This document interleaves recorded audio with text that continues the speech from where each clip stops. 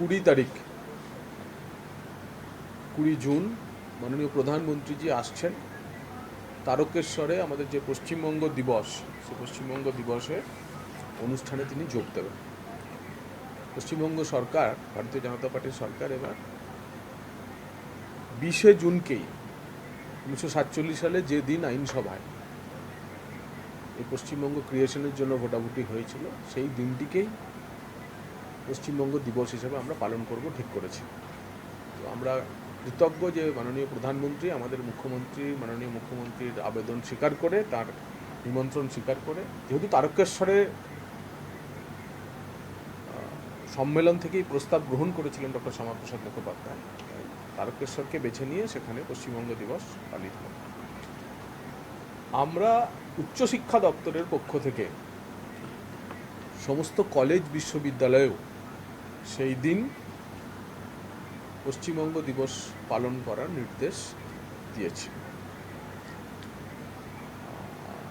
দপ্তরের পক্ষ থেকে কলেজগুলির কাছে, বিশ্ববিদ্যালয়ের কাছে এই মর্মে নির্দেশ আগামীকালই চলে যাবে যে অত্যন্ত সুচারুভাবে পশ্চিমবঙ্গ দিবসের মাহাত্ম্য, কীভাবে পশ্চিমবঙ্গ তৈরি হলো, হিন্দু বাঙালির শেষ হোমল্যান্ড হিসাবে 47 সালে পশ্চিমবঙ্গের ক্রিয়েশন হয়েছিল, তা নিয়ে এই প্রজন্মের অনেকেই এই ইতিহাস তাদের কাছে অজানা।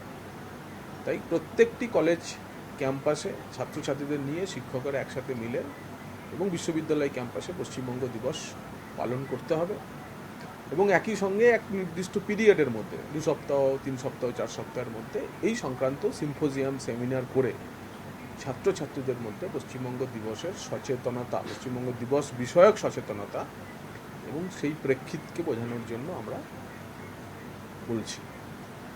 দ্বিতীয়ত আপনারা জানেন যে ইতিমধ্যেই আমরা মাননীয় মুখ্যমন্ত্রী সমস্ত সরকারি পোষিত কলেজে, স্টেট এডেড কলেজগুলির গভর্নিং বডি ভেঙে দিয়েছে, কিন্তু এখনও বেশ কিছু বিশ্ববিদ্যালয়ের কোর্ট কাউন্সিল, এক্সিকিউটিভ কাউন্সিলে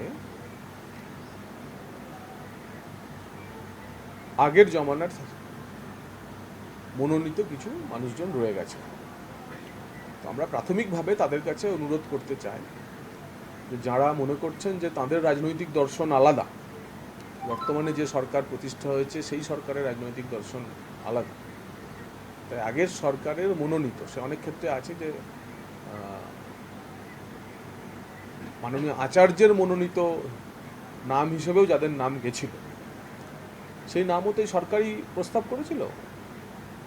তাদের আমার মনে হয় গভর্নিং বডির যে ক্ষেত্রে আমরা যে নীতি গ্রহণ করেছি, সেই নীতি মেনে তাদের বিবেকের উপর বিবেকের ডাকে সাড়া দেওয়া উচিত।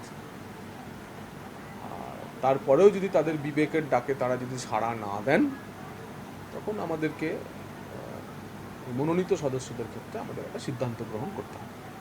এই দুটি বিষয়ই আমাদের আপনাদের বলা। একটা বিষয় জানা, এক্সিকিউটিভ কাউন্সিলে যদি মনোনীত সদস্য না থাকে তাহলে কোরাম ফর্ম করতে এই সম্পর্কে অসুবিধা হতে পারে, সেক্ষেত্রে কি আপনারা দিয়ে দেবেন?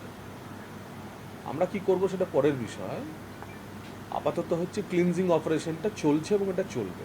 মানে আচার্য মনোনীতরা পদত্যাগ করবে আপনারা? না, পদত্যাগ করার কথা আমরা বলছি না, বিবেকের ডাকে সাড়া দিতে হবে। বলছেন সরকারের একটা নীতি কি, সরকারের সংক্রান্ত নীতি পূর্ববর্তী সরকারের মনোনীত সদস্যদের নিয়ে তা ইন্ডিকেট করেছে, এবং যারা বিশ্ববিদ্যালয়ের মনোনীত সদস্য হিসেবে যারা রয়েছেন তারা আমার ধারণা উচ্চশিক্ষিত লোক, তারা আমাদেরকে শিক্ষিত করে তোলে, তার ফলে এই ইন্ডিকেটিভ ডিরেকশনটা তারা ফলো করবে।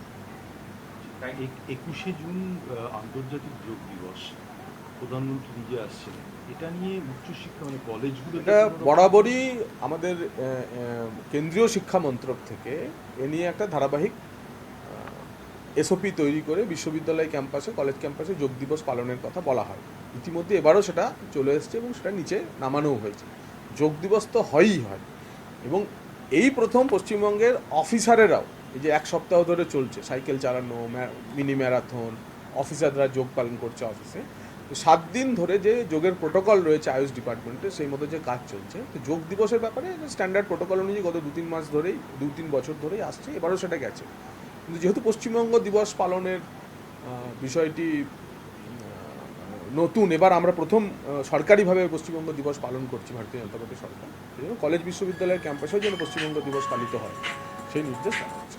দাদা, একটু এই আউট অফ টপিক একটা প্রশ্ন করছি, সেটা হচ্ছে সর্বৈব যে রাজনৈতিক পরিস্থিতি এখন আমরা দেখছি যে তৃণমূলের মানে বিক্ষুব্ধ তৃণমূল নিজের দলের এই লোকের বিরুদ্ধে যুদ্ধ ঘোষণা করছেন যদি, এই পরিস্থিতি নিয়ে আপনি কিভাবে দেখছেন, মনে হচ্ছে? GN27 সেক্টর 5 সল্টলেক ভারতীয় জনতা পার্টির ওয়ার্কিং অফিস, এখান থেকে তার প্রতিক্রিয়া দেওয়া হবে।